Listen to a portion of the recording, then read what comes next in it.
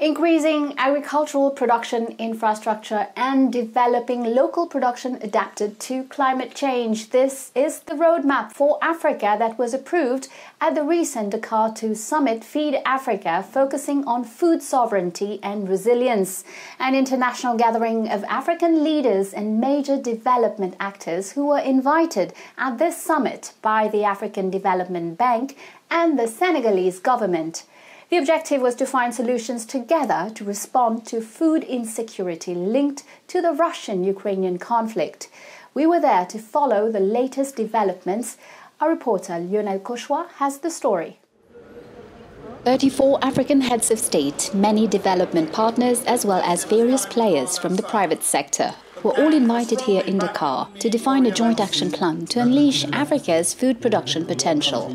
With the Ukrainian crisis and rising food prices, food insecurity continues to plague Africa. In fact, 80% of the continent's basic food needs are imported. Africa is therefore paying a heavy price, sometimes by up to 40%. Consequently, the most affected are small-scale farmers who are quite numerous in Africa. The global rise in fertilizer prices linked to the increase in gas prices, an essential resource in the manufacture of fertilizers, has doubled on the international markets. This directly impacts the costs of these producers, since they import 80% of their fertilizers from abroad. The same is true for livestock farmers. Their prices are soaring too, as Mariam Alamdou, an agripreneur in Dakar, explains. Today the chicken we used to buy for 2,000 CFA francs costs now 3,000 CFA francs because the inputs have all increased. This makes it difficult to do business because most of the medicines are imported. And of course, the cost of freight, cost of transport goes up, the product price will eventually go up and it won't be bearable for the farmers.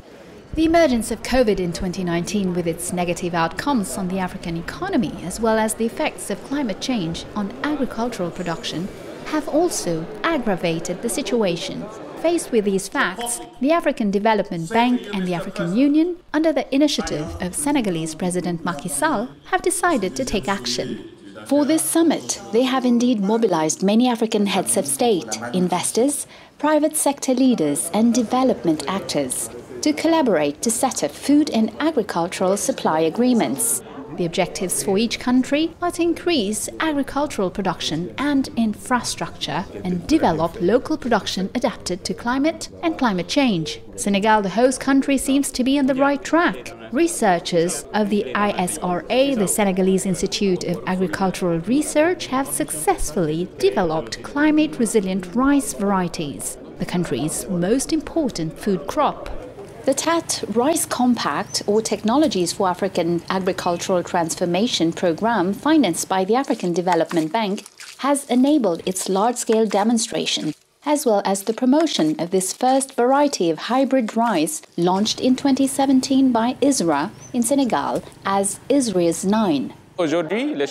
Today, researchers at the Senegalese Institute of Agricultural Research have developed varieties that can be grown even during the rainy season within 3 months. So there is no need to irrigate, just with rain. So these are resilient varieties. Some are drought and cold resistant. They have developed varieties that are resistant to cold. Achieving food security and producing from farm to fork means that an entire ecosystem must be changed and adapted to the reality on the ground.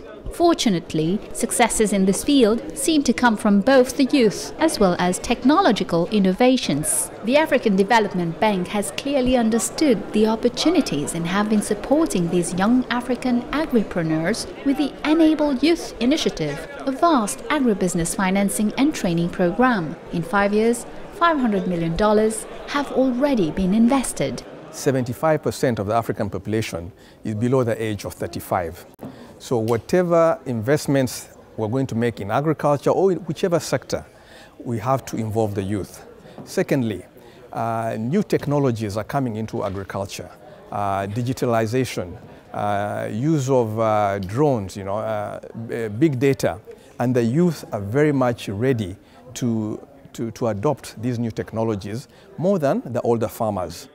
Ikenan Zewi, a young Nigerian agripreneur, benefited from Enable Youth support by winning the AgriPitch competition in 2020. He has since managed to raise $7 million in investment. He tells us today how his Made in Nigeria innovations have helped improve the agribusiness sector in his country. We develop both proprietary hardware, a nut cracking technology for the palm oil value chain called Kraken, as well as software to coordinate our operations, both geospatially and on the ground, handling microtransactions with smallholder farmers. Our mission is to industrialize food processing in Africa by bringing food processing technology closer to smallholder farmers so that they can add value to their crops to prevent post-harvest loss and costly logistics before then transporting those food ingredients to fast-moving consumer good manufacturers. After only 2 days of negotiations, the results are promising. Development partners have announced $30 billion in investments, including a $10 billion envelope from the African Development Bank for the implementation of national pacts over the next 5 years. On the private sector front, OCP, the world's leading exporter of phosphate fertilizers, announced a donation of 4 million tons of fertilizer to the African continent. These successes should put the continent on the path to food self-sufficiency. So the African leadership came. So there's political leadership. That's the very first reason. The second reason, the development partners came and pledged support. And then also, we also saw the private sector coming and to say, this is what needs to be done to fix agriculture in Africa. So it's been a huge success. So out of this, we're going to have investment projects, and we're also going to have accountability. We want the countries to be able to say, we are going to ensure this happens if you give us the resources. So this has been a huge success. And in another 2 years, we should see some real big change in food supply on the African continent. With a strong political commitment from heads of state and governments agreeing to allocate 10% of national budgets to agriculture, this summit should be a turning point for the continent. With 65% of the world's remaining arable land, Africa also has the potential to feed 9 billion people by 2050.